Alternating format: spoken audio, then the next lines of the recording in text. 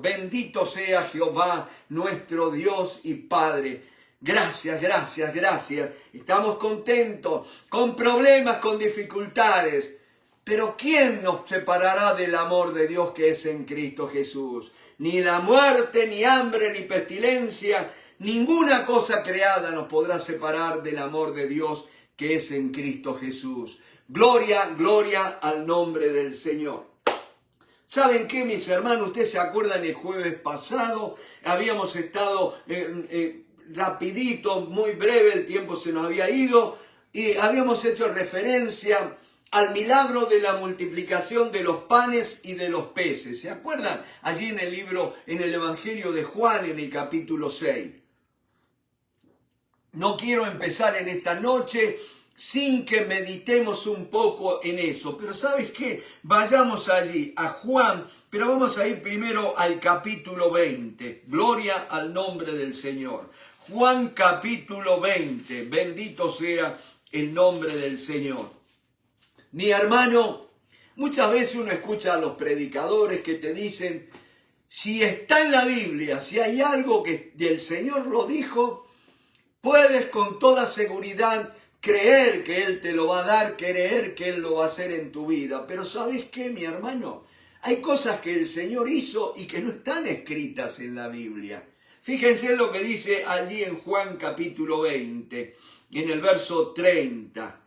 Aleluya, gloria a Dios. Hizo además Jesús muchas otras señales en presencia de sus discípulos, las cuales no están escritas en este libro. Pero estas se han escrito para que creáis que Jesús es el Cristo, el Hijo de Dios, y para que creyendo tengáis vida en su nombre. Aleluya, aleluya, gloria a Dios. ¿Qué es lo que te está faltando? Te está faltando salud. Cree en el Señor Jesucristo, cree que Él es el Cristo, aquel que Dios ha señalado, que el Padre ha señalado para dar vida eterna a todos los que en Él creen. Pero ¿sabes qué? Dice que para que creáis que Jesús es el Cristo, el Hijo de Dios, y para que creyendo tengáis vida en su nombre. Él te da de su vida. Mi hermano, cuando, por más enfermos que estés, si recibís la vida de Cristo, mi hermano, esa vida abundante, esa vida va a desalojar la enfermedad de tu cuerpo. Llénate de la presencia del Señor. Llénate del Espíritu del Señor. Aleluya. Y vas a ver cómo ese Espíritu va a vivificar tu cuerpo mortal. Bendito sea el nombre del Señor. Recuerda esto, el Evangelio de Juan fue escrito para que creamos que Jesús es el Cristo, el Hijo de Dios, y para que creyendo tengáis vida en su nombre. Y con esto en mente, ahora sí vayamos a Juan capítulo 6, una breve meditación acerca de este pasaje. Dice la palabra del Señor: después de esto, Jesús fue al otro lado del mar de Galilea, el de Tiberias.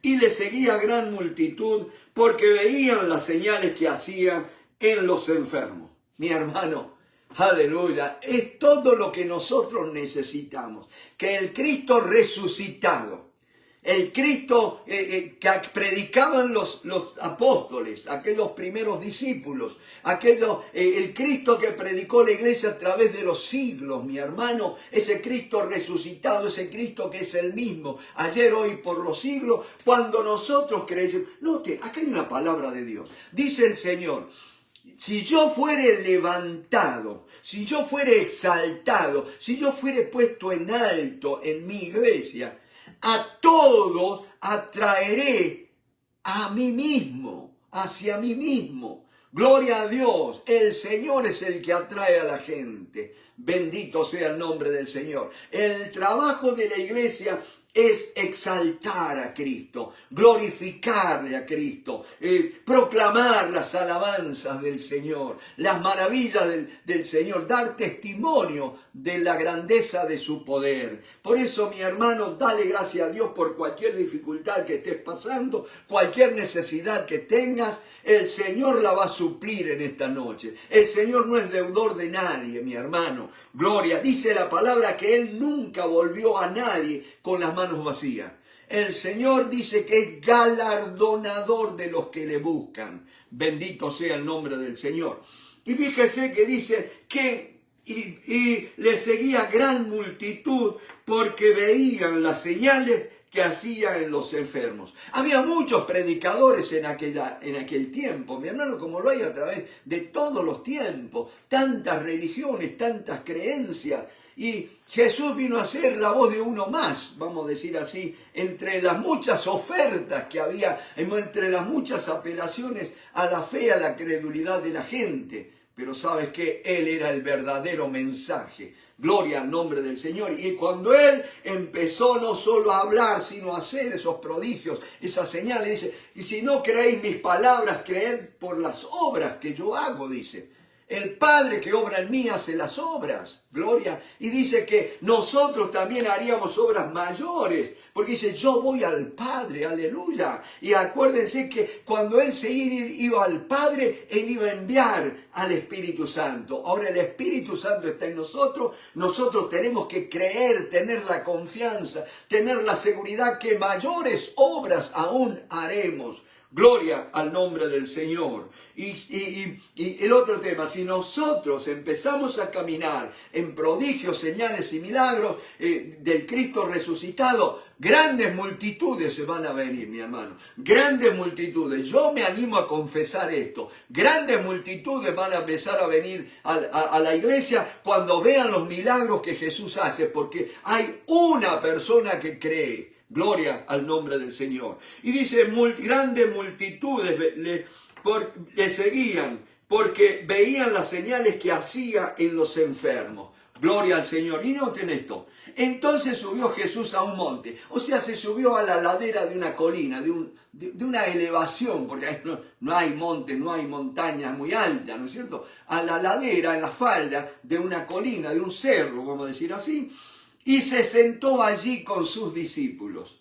Y estaba cerca la Pascua, la fiesta de los judíos.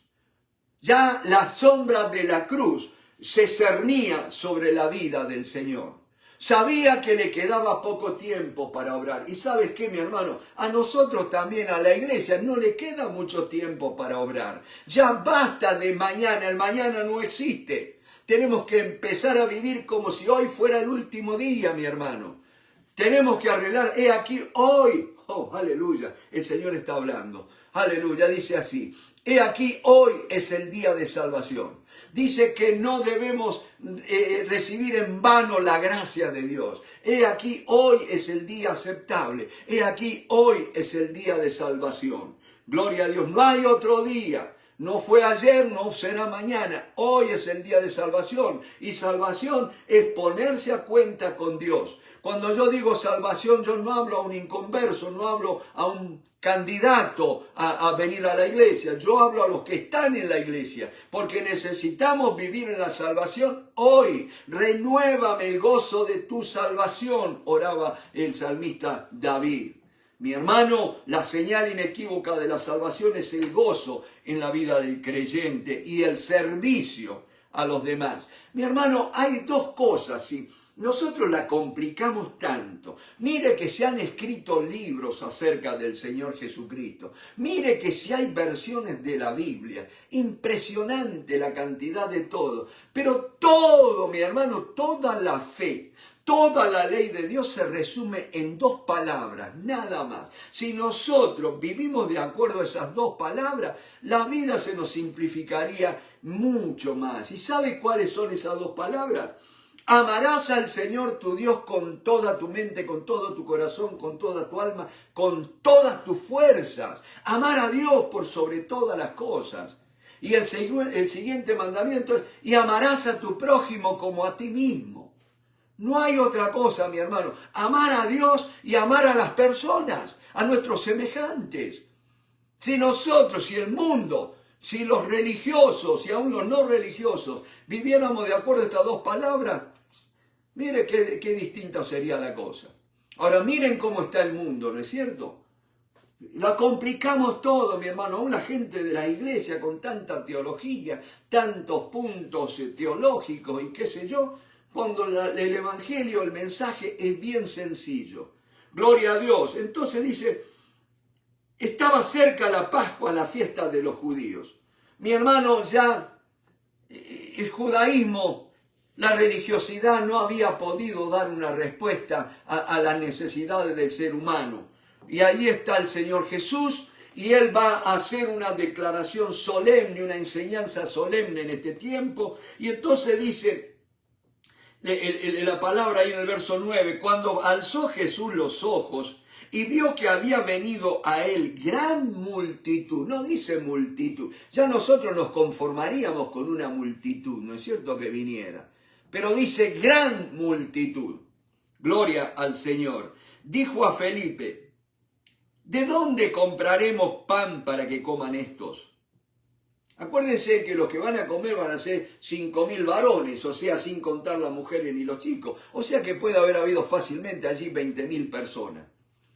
En el campo, mi hermano, no estaban en un auditorio en la ciudad, estaban en el campo donde no había comodidades ninguna, donde no había baños. Me va siguiendo, donde no había aire acondicionado, no había nada, pero había, ¿qué cosa? Hambre por la palabra del Señor, hambre por escuchar a Jesús, y la gente venía. Pero yo en esta noche los quiero dejar con esto, dice, ¿de dónde compraremos pan para que coman estos? No es que enseguida cuando ahí se reunieron ya el Señor dijo, oye, ahora hay que pensar en la comida. No, Él ya había estado enseñando.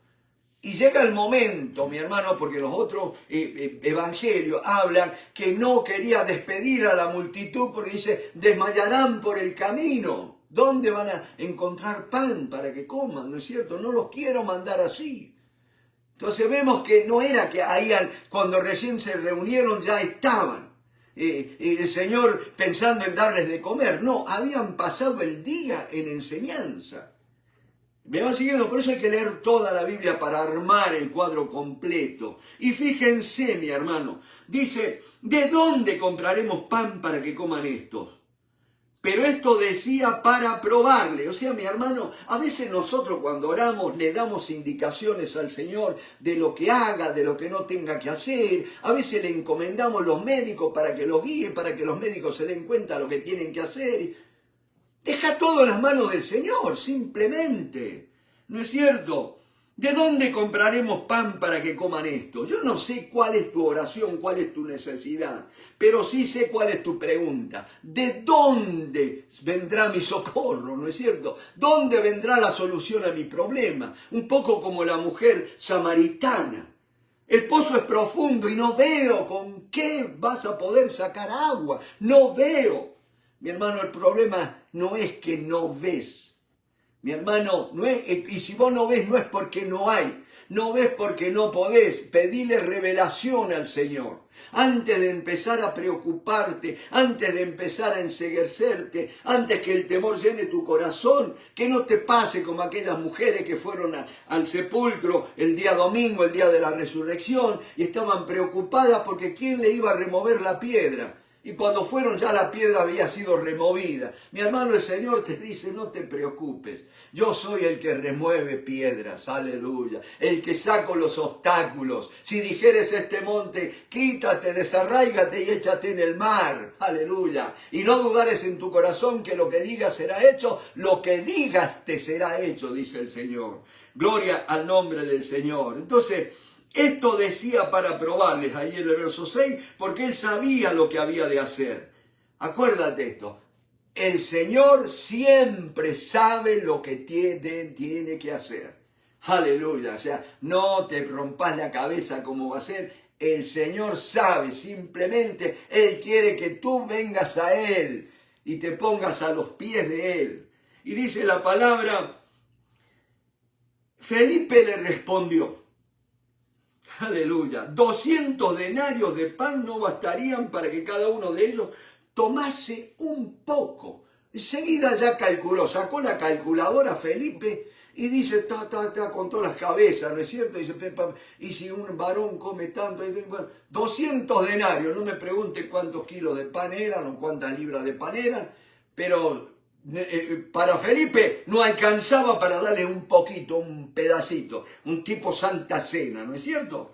Dice, no alcanzaría para que ellos que a cada uno de ellos tomase un poco. Noten esto, el ser humano cuando calcula, mi hermano, repito, Señor, dice que no sabemos orar como conviene, pero a veces cuando oramos le damos indicaciones a Dios de lo que tiene que hacer. A veces somos incoherentes, ¿no es cierto? Entonces dice la palabra, no bastaría para que uno de sus discípulos, Andrés, hermano de Simón Pedro, noten, mientras estaban hablando, Felipe le estaba diciendo 200 denarios, Andrés había empezado, ya había recorrido, digamos, el campamento, vamos a decir así, y viene con un reporte. Dice, uno de sus discípulos, Andrés, hermano de Simón Pedro, le dijo, aquí está un muchacho que tiene 5 panes de cebada y 2 pececillos. ¿Mas qué es esto para tanto? Noten una cosa. Entre tanta gente, lo único que encontraron fue a un muchacho. Los otros no tendrían o lo habrían escondido. Porque no vaya a hacer cosa que lo que yo tengo, no vaya a hacer cosa que ahora esto me lo confisquen y quieran darle a los otros. No, me lo escondo. Piense esto, el ser humano es así. No estoy inventando nada.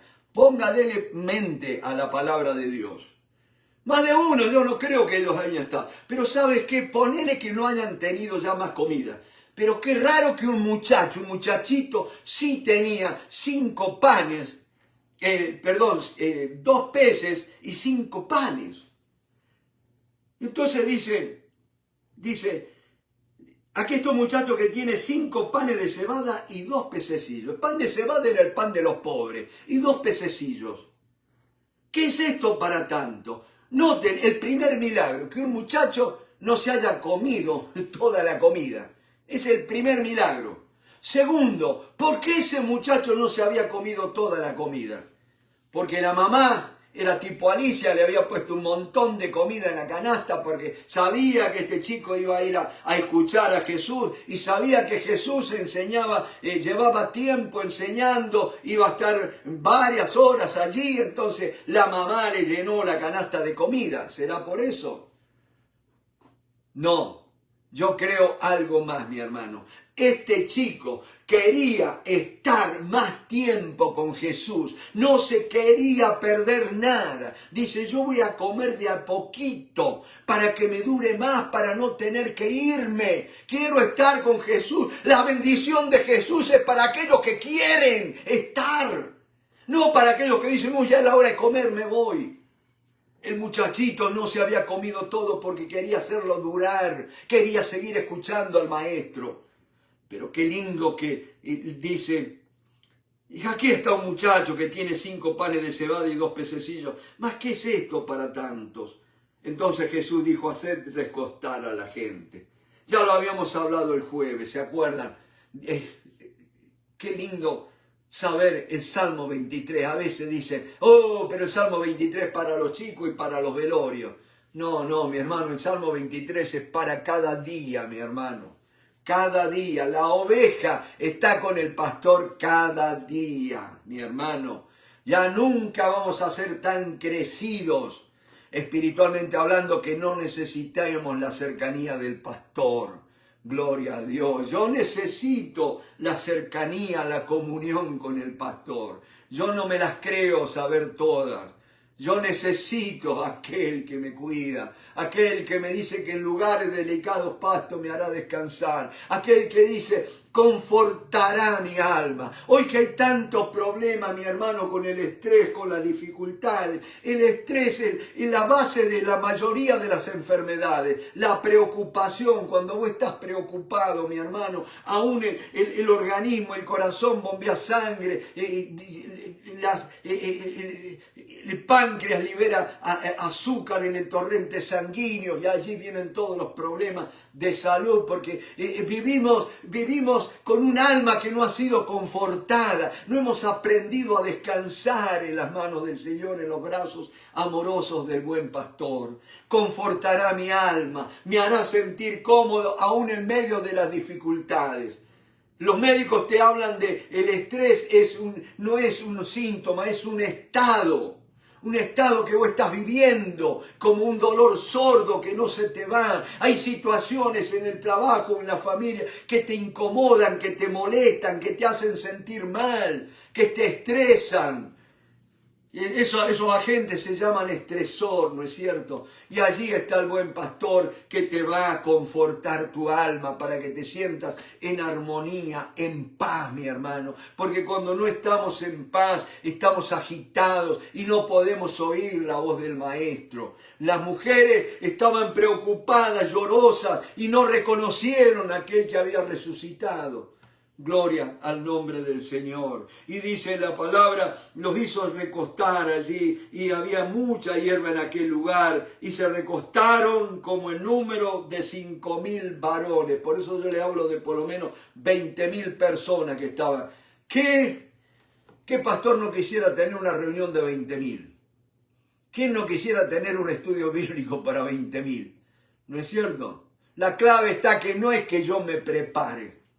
La clave está que no es que yo sea un piquito de oro o que tenga gran carisma. La clave está que Jesús esté, mi hermano. Eso es todo lo que necesitamos. Y en esta noche vamos a ver un poco de cómo la iglesia tenemos que arreglar las cuestiones para que Jesús esté en nuestros servicios. Gloria al nombre del Señor. Y ya terminando con esta meditación, vieron cuando él dice que les empiezan a repartir cuantos quisieron. Yo le dije el otro jueves, no es que dijeron, bueno, vamos a hacer la primera vueltita y le vamos a ver si queda como para dar una segunda vuelta. Van a comer un poquito, ¿no? No, les daban cuanto quisieran.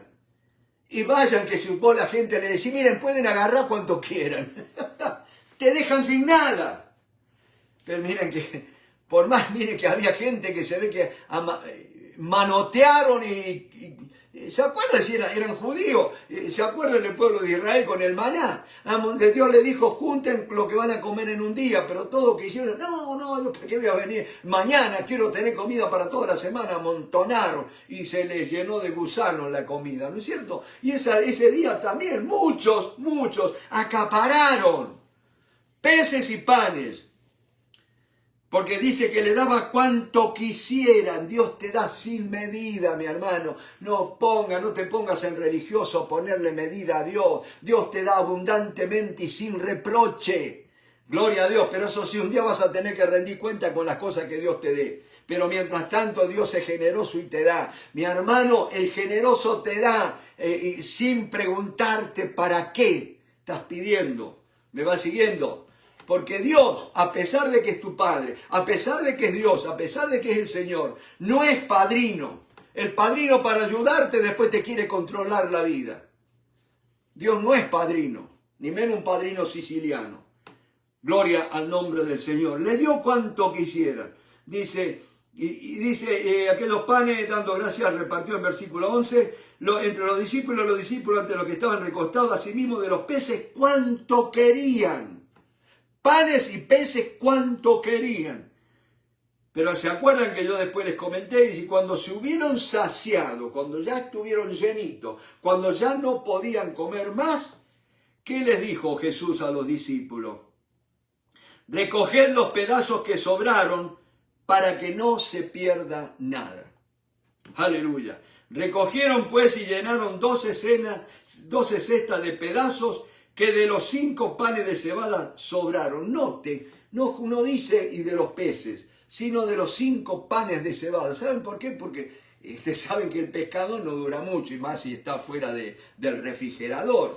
Pero de los panes mandó que juntaran todo lo que había sobrado, ¿no es cierto? Interesante esto.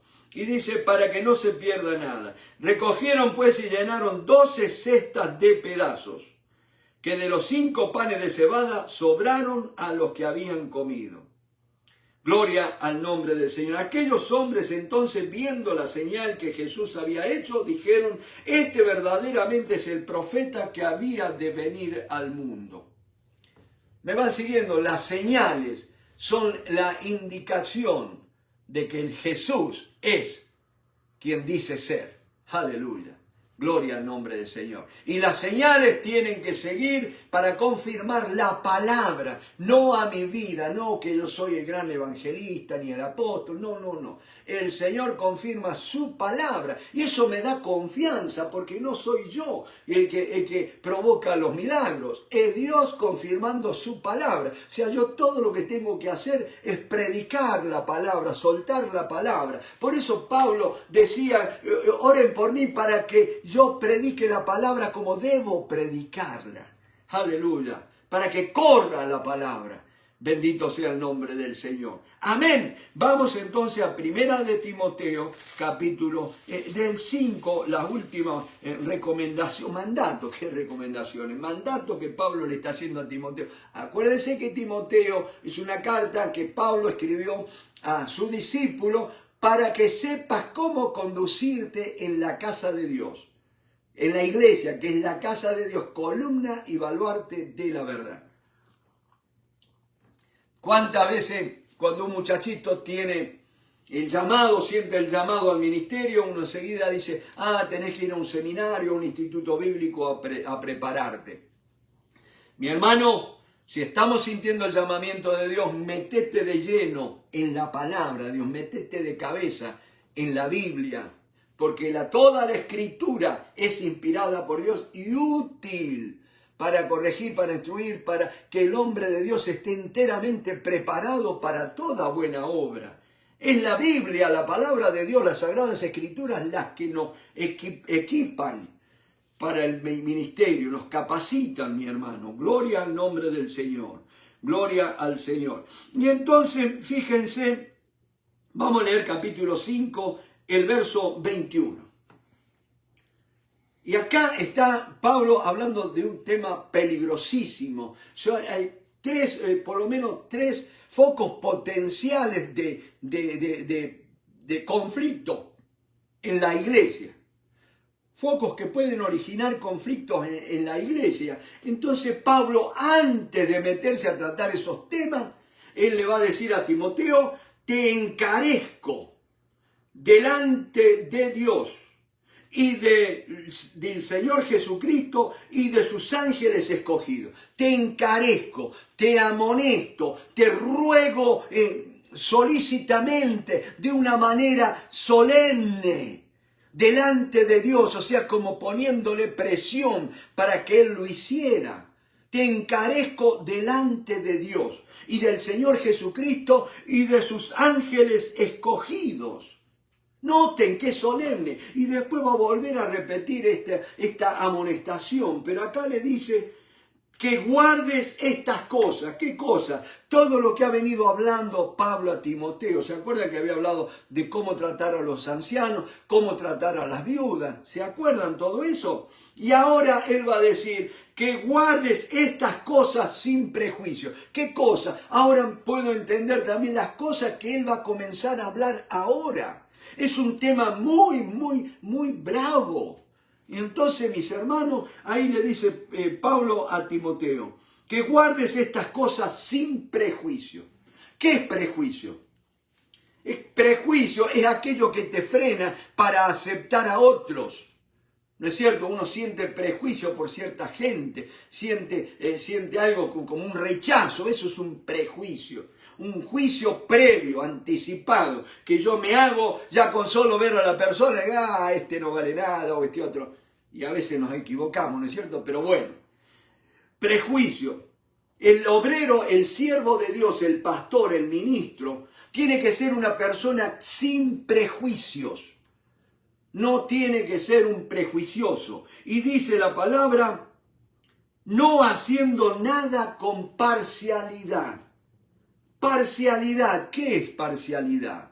Es cuando yo me separo con un grupo, ¿no es cierto? Parcializo, me aparto. ¿Por qué? Porque me siento bien, me siento cómodo, en detrimento de otros, independientemente de si ese grupo está en la razón, está en lo correcto o no. Simplemente me caen bien o son de mi sangre o de mi nación, qué sé yo.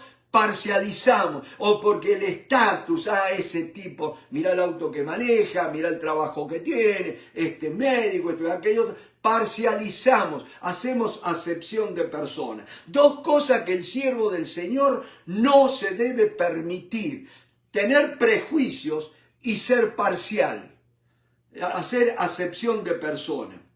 Porque dice, no, porque es notable, mi hermano, que en cualquier iglesia la gente se da cuenta y sabe, porque el líder se junta con esto, pero no con aquellos otros. Y así, mi hermano. Acuérdense que el pastor pastoreaba a todo el rebaño. ¿No es cierto? Y lo más lindo que no todas las ovejas se acercaban al pastor, pero siempre uno ve el pastor de ovejas, estoy hablando de animalitos, tiene que salir a buscar a aquellas ovejitas que se van por ahí, que andan. La oveja no busca al pastor, el pastor es el que busca a la oveja, mi hermano. ¿Me van siguiendo? A veces pensamos que es la oveja que tiene que buscar al pastor. Es el pastor que busca a la oveja. Gloria al nombre del Señor. Entonces dice, no haciendo nada con parcialidad. Y ahí viene una advertencia muy clara. No impongas con ligereza las manos a ninguno. No impongas con ligereza las manos a ninguno. Ahí me habla de dos cosas. En primer lugar, yo me convertí al Señor, me rendí mi vida al Señor el 20 de mayo de 1977 a las 9:15 de la noche de un día lunes. Eso no me lo olvido más. El día, la hora, un lunes allí. Y te puedo decir el lugar también y con las personas que estaban. Algo que... Acá hay una palabra de Dios. Muchas veces nosotros estamos en duda. Dios me habló, no me habló. ¿Será la voz de Dios? ¿No será la voz de Dios? Mira, cuando Dios te habla, vas a saber que es Dios. Porque Dios no se anda escondiendo. Dios habla con claridad, con certeza, con seguridad. Vas a saber que es Dios quien te habla. Si estás en duda, es porque todavía no has escuchado la voz de Dios. Seguí limpiando tu vida, mi hermano, porque Dios, la comunión íntima de Jehová es con los que les temen y con aquellos que están dispuestos a pasar tiempo en su presencia, a buscarle a Él. ¿Me van siguiendo? Gloria al nombre del Señor. El otro día alguien me preguntó, hermano, nosotros acá le cuento a la gente de Facebook, en nuestra congregación, hace ya 5 años de que cuando comenzó la pandemia, tenemos un tiempo de oración que nos conectamos por teléfono, ¿no es cierto? Y oramos allí. Y yo la mayoría de las veces estoy conectado. Y entonces alguien me preguntó, y me dijo, hermano, usted está siempre conectado. Me dice, qué fiel. No, le dije, yo estoy siempre conectado porque no tengo otra cosa que hacer, le digo. Como restando la importancia. No, hermano, lo que pasa es que uno tiene deseos de la comunión, de buscar a Dios. Porque cuando yo oro al Señor, dice que el Señor ve en lo secreto y me va a recompensar en público. Pero cuando estoy con mis hermanos, dice que Él está en medio nuestro. Aleluya, gloria a Dios. ¿Quién no va a querer estar conectado? ¿Me van siguiendo? Así de simple, mi hermano. No es que si está la hermanita fulano, menganita. No, es que está el Señor. Eso es lo lindo, gloria a Dios. Y por supuesto también, si amás al Señor vas a amar a todos los hermanitos que se conectan, ¿no es cierto? Pero fíjense, dice, no impongas con ligereza las manos a ninguno. Y decía, me convertí ya hace una pila de años, en 1977, 20 de mayo, ¿no es cierto? Saque cuenta. Entonces, fíjense,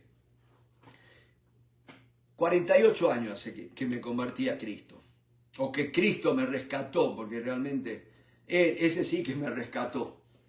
Y entonces, mi hermano, he visto tantas cosas en las congregaciones chicas, grandes, y había congregaciones donde el pastor siempre tenía la costumbre, y hay hermanitos que se van a acordar de esto, y alguna iglesia todavía lo hace, donde terminaba el culto, a veces en el medio de la reunión, todos los hermanitos pasaban adelante para que el pastor orara por ellos, le impusiera mano, ¿no es cierto? Y era como una costumbre que se había vuelto todo, y en todos los oraban, a ver, para que los hermanos una bendición, y todos pasaban allí, imponían manos y todo lo demás.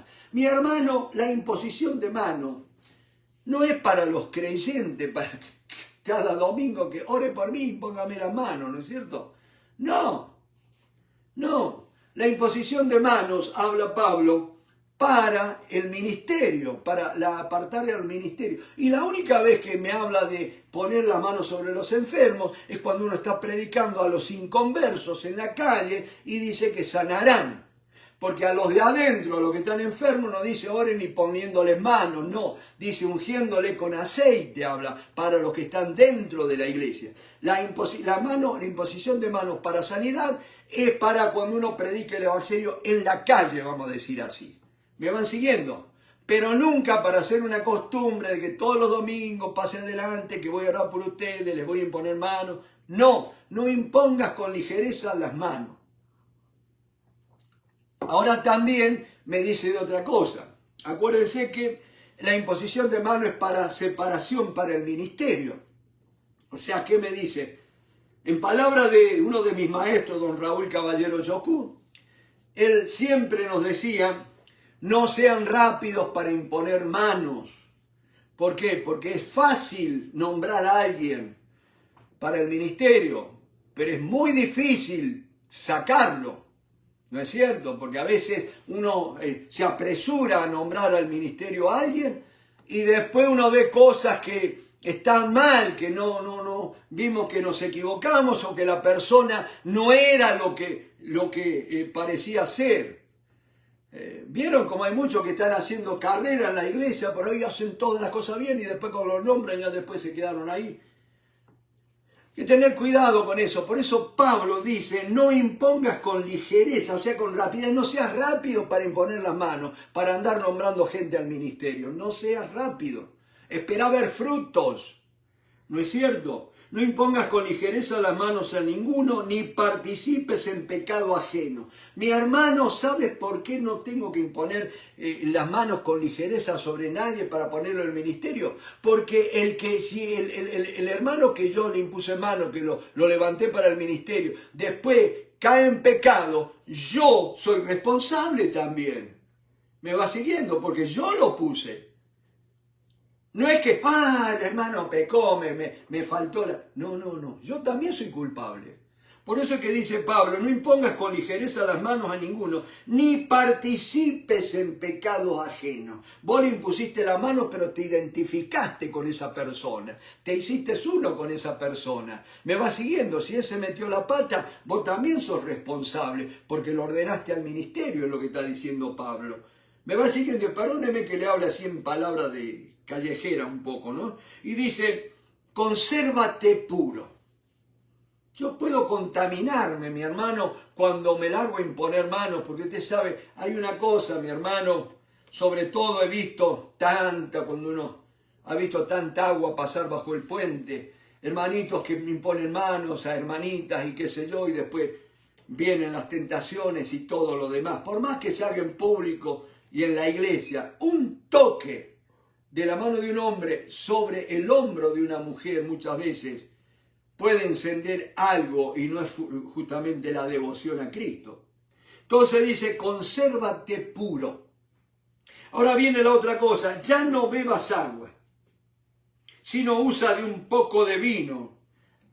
Ahora, acá muchos van a decir amén, hermano, ¿no es cierto? Ya no bebas agua, sino usa un poco de vino. Pero mi hermano dice: por causa de tu estómago y de tus frecuentes enfermedades. Y acá hay mucha gente, sobre todo aquellos que nos hemos criado con el comentario bíblico de William Barclay, que era un erudito bíblico bautista, ¿no es cierto?, donde él hablaba mucho de la provisión de Dios con los medicamentos, la medicina, los médicos y todo esto. Y ahí decían: ve, acá está dando lugar, dice, no impongas con ligereza las manos a ninguno, ni participes, dice, no, ya no bebas agua. Ahora noten cómo viene la cuestión: imponer con ligereza las manos, participar de pecados ajenos, consérvate puro, y después me va a hablar de enfermedades. ¿Vieron cómo las cosas se van relacionando, mi hermano? A veces uno dice: ¿por dónde vienen las enfermedades? Yo creo que la clave está en consérvate puro. Consérvate puro, dice la palabra del Señor. Dice: ya no bebas agua, sino usa de un poco de vino por causa de tu estómago y de tus frecuentes enfermedades. ¿Por qué Pablo no lo sanaba? Decimos, ¿ves que la sanidad no es para todo? Pero si no, Pablo lo hubiera sanado. Qué mejor que sanar a un colaborador tan cercano como Timoteo. ¿Sabes qué, mi hermano? La sanidad, el problema está en que muchos de nosotros tenemos una constitución física no tan fuerte. Si usted me pregunta a mí, usted me ve con salud y todo esto, pero yo tengo, ¿cuál es uno de mis puntos débiles? El hígado. Ustedes saben que yo en el hígado, años atrás, 40 años atrás, tuve 2 tipos de hepatitis, A y B. Y me lo descubrieron cuando me hicieron un CT scan acá en Estados Unidos, pero yo en la fábrica donde trabajaba, allí en Villa Constitución, me habían hecho un análisis de sangre y había dado que estaba positivo de la hepatitis, pero en la fábrica me mandaron a trabajar ahí y todo, y pasó. Y con el tiempo vine a saber que había tenido hepatitis A y B. Ustedes saben que después viene la C y viene el cáncer. No hay mucha elección con el tema de las hepatitis y el hígado. Entonces me quedó el hígado con cicatrices que se ven cuando le hacen el CT scan. Por eso el médico sabe que usted ha padecido, que ya no salen enzimas, que el hígado esté enfermo, pero sí esas cicatrices me hablan que el hígado ha dejado de cumplir ciertas funciones. Mi hermano, por la gracia de Dios estoy trabajando, luchando en todo este tiempo, pero sé, mi hermano, que hay cosas que yo no puedo comer. ¿Por qué? Porque son pesadas para mí. ¿Me van siguiendo? Entonces, este es el tema. No es tanto de que si tengo que ir al médico o no tengo que ir al médico. La mejor medicina es la preventiva. Usted tiene que aprender a saber qué le hace bien y qué no le hace bien con lo que come. ¿Me va siguiendo? No sea como los chicos, que los chicos se llevan todo a la boca. Usted tiene que saber decir, no, esto no es para mí. Esto no lo voy a poner en mi boca. Entonces dice, y de tus frecuentes enfermedades, aparte en aquel tiempo no había agua potable, tenían que tomar muchas veces agua de los charcos, del costado del camino, ¿no es cierto? Entonces él tenía que llevar, no tenía un estómago de hierro como se ve que tenía Pablo, era una constitución débil. No es que Dios nos sane, sino que hemos nacido con una constitución débil, ¿no es cierto? Y ahí está, es ahí. Los pecados de algunos hombres. Hay otra cosa, mi hermano. Dios no contesta todas las oraciones ni sana todas las enfermedades. ¿Sabes por qué, mi hermano? Porque muchas veces pasa que si Dios nos contestara todo, y más de uno de nosotros sería un agrandado. Porque, ves que tienen que ser como yo, que Dios me contesta todo, y que yo... Pero ¿qué cuando vos orás y Dios no te contesta? Cuando vos oraste con la seguridad, creías que tenías fe y oraste y no pasó nada. Bueno, eso Dios lo usa para mantenerte humilde, con la cabeza baja. No tanta soberbia, ¿no es cierto? Gloria al nombre del Señor. Entonces dice, los pecados de algunos hombres se hacen patente antes que ellos vengan a juicio, mas a otros se les descubren después. Asimismo se hacen manifiestas las buenas obras. O sea, el siervo de Dios tiene que saber esto, que tiene que obrar el bien sin mirar a quién y sin tocar trompeta. Porque muchas veces anunciamos en la iglesia, porque venga, que Dios está haciendo esto, pero mírenme a mí también. ¿No es cierto? Entonces dice, asimismo se hacen manifiestas las buenas obras y las que no son de otra manera no pueden permanecer ocultas. Mi hermano, haz el bien y no te preocupes quién te ve, quién no te ve. David era fiel cuidando las ovejas de su papá, allí en el campo, donde él creía que nadie lo veía, pero hubo un criado, un siervo de Saúl, que lo había visto, y cuando llegó el momento, él lo recomendó al rey. Mi hermano, no te hagas problema, antes de hacerle bien, no mires para todos lados si te está viendo alguien. No, hacelo, Dios te está mirando. Bendito sea el nombre. Y lo que es más importante, yo sé cómo estoy obrando, ¿no es cierto? Yo tengo que agradar a Dios, pero también tengo que satisfacer mi necesidad de hacer el bien, ¿no es cierto? Y dice la palabra Y acá empieza lo que yo había puesto, posibles focos de conflicto dentro de la iglesia. Noten lo que dice la palabra del Señor en el capítulo 6, verso 1. Todos los que están bajo el yugo de esclavitud tengan a sus amos por dignos de todo honor, para que no sea blasfemado el nombre de Dios y la doctrina. Hermano, ¿qué me está diciendo? ¿Que la Biblia condona o está de acuerdo con la esclavitud?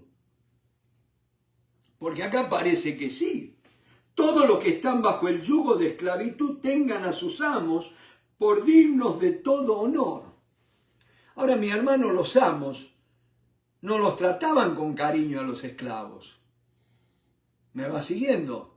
Un esclavo, una cosa era un siervo y otra cosa un esclavo.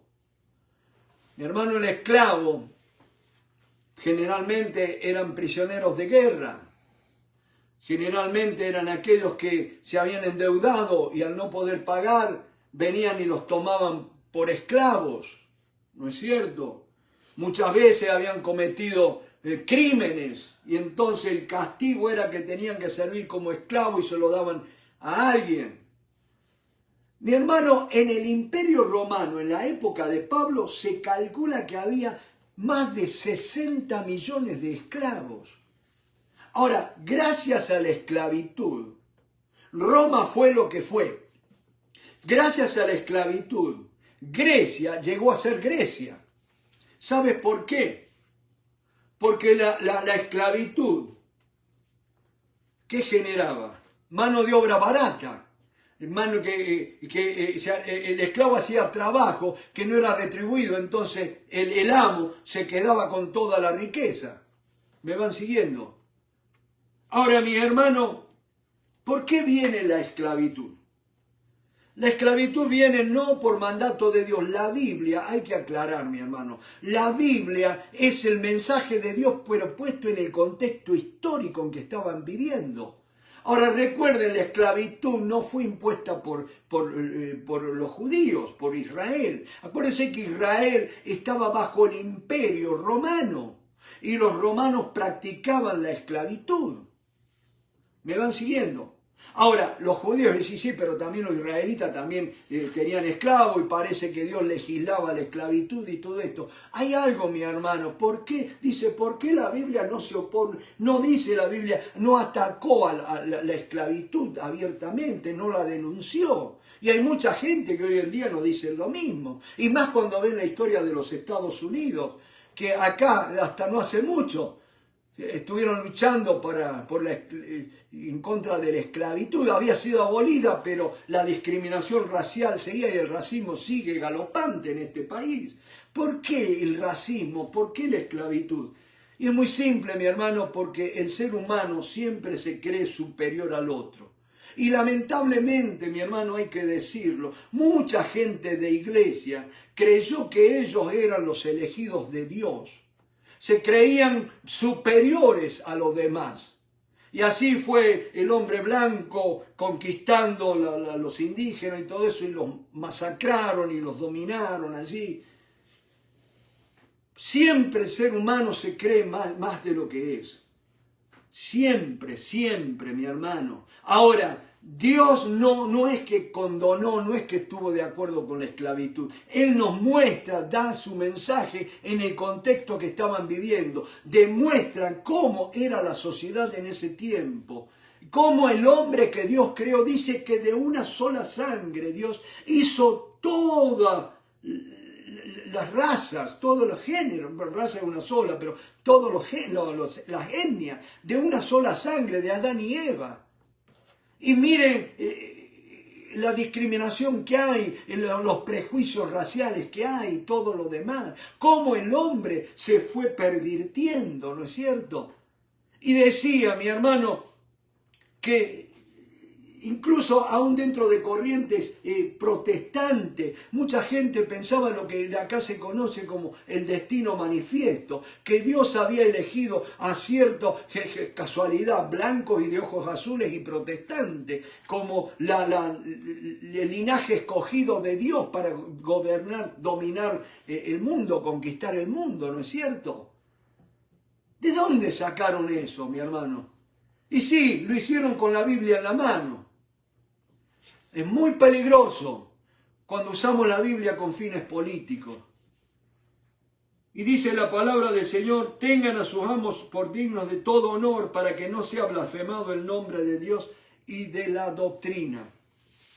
Hoy me preguntaban una cosa, ¿cómo puede ser que fulano de tal, hoy comentaban, no sé, los cubanos me van a entender, que dice que se estaba muriendo Raúl Castro, el hermano de Fidel Castro, ¿no es cierto? Y me decía alguien, ¿cómo puede ser que Fidel Castro, un hombre que hizo tanto mal, que mató tanta gente, si yo no me equivoco, me dijo que murió a los 94 años?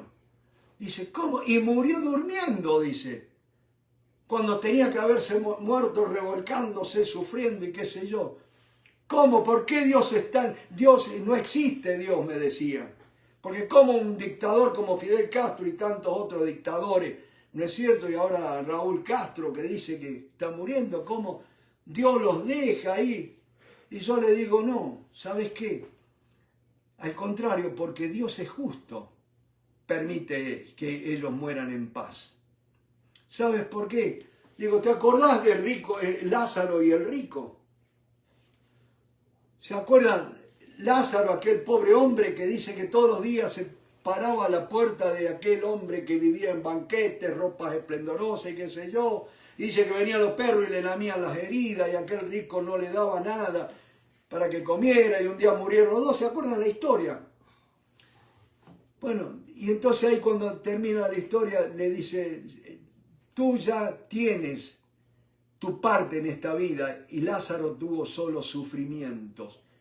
Muchas veces, mi hermano, Dios permite que dictadores y todos esos crueles criminales y todo gocen un poco de la bondad de Dios porque sabe el destino eterno que les espera, la condenación eterna, el martirio eterno. Dios es bueno, misericordioso y justo. Así como Lázaro había sufrido en esta vida, pero él estaba gozando allí en el seno de Abraham. Mis hermanos, no creamos que la Biblia fue escrita para dominar a unos pocos tontos, escrita por los ricos para dominar a los pobres, y dicen, sufrí ahora, total en la otra vida vas a gozar y qué sé yo. Mientras tanto agachá la cabeza y sé exprimido, sé explotado. Y fíjense en verso 2, y los que tienen amos creyentes, dice, ¿cómo puede ser? Se convirtieron al Señor y seguían siendo amos de esclavos, seguían teniendo esclavos. ¿Cómo? No es que el Evangelio convierte. ¿Dónde está la justicia? Pues si yo no quiero saber nada con la Biblia. Dice, y los que tienen amos creyentes, no los tengan en menos por ser hermanos, sino sírvanles mejor por cuanto son creyentes y amados los que se benefician de su buen servicio. Yo diría más que buen servicio, de la explotación. Dice, esto enseña y exhorta. Y acá hay que hacer una salvedad, mi hermano. ¿Por qué está escrito así de esta manera? Por una sencilla razón, no es que Dios esté de acuerdo con la esclavitud. Ya la esclavitud era un sistema que venía de años allí. Ahora, Dios no hace cambios por decretos. Dios podía haber dicho, bueno, señores, se acabó la esclavitud, no más esclavitud. Acá en Estados Unidos, mi hermano, una guerra civil que costó la vida de más de 600.000, entre 600.000 y 800.000 vidas de americanos, para lograr abolir la esclavitud. Y sin embargo, ¿qué pasó? El sur rindió, firmó la rendición, pero nunca abolió la esclavitud, porque ellos siguieron conservando esclavos, siguieron discriminando a las personas de color, se negaban a darles la libertad. Ellos tuvieron que agachar la cabeza porque fueron derrotados por la fuerza de la Unión Americana, pero los confederados firmaron la rendición, pero nunca estuvieron de acuerdo. ¿Por qué? Porque ellos creían que la gente de color, los esclavos, eran seres infrahumanos, de menor condición, que ellos tenían el derecho dado por Dios para dominarlos, para explotarlos.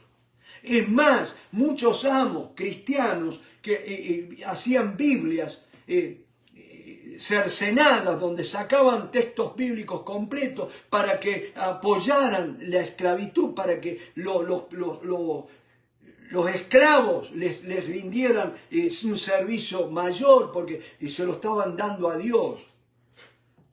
Acuérdense que Dios no hace los cambios por decreto ni por las leyes que salen del Congreso o el Senado de una nación.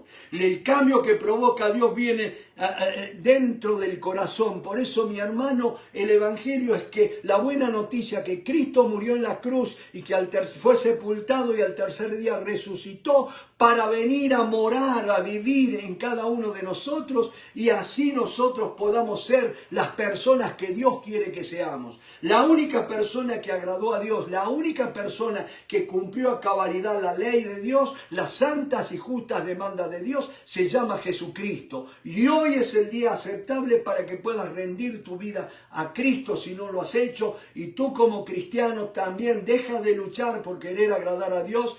Rendile tu vida a Jesucristo y permitile que Él viva su vida en cada uno de nosotros.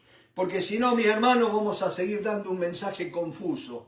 Mucha gente no quiere venir a las iglesias porque leen una Biblia confusa, y cuando ven nuestras vidas, cómo obramos con parcialismo, con prejuicios, y no quieren saber nada. Pero mis hermanos, es tiempo de salvación, es tiempo de buenas nuevas, y por eso tenemos que seguir aprendiendo, alimentándonos de la palabra de Dios, para que Cristo reine en abundancia en nuestros corazones. Dios te bendiga y gracias por tu tiempo. Amén.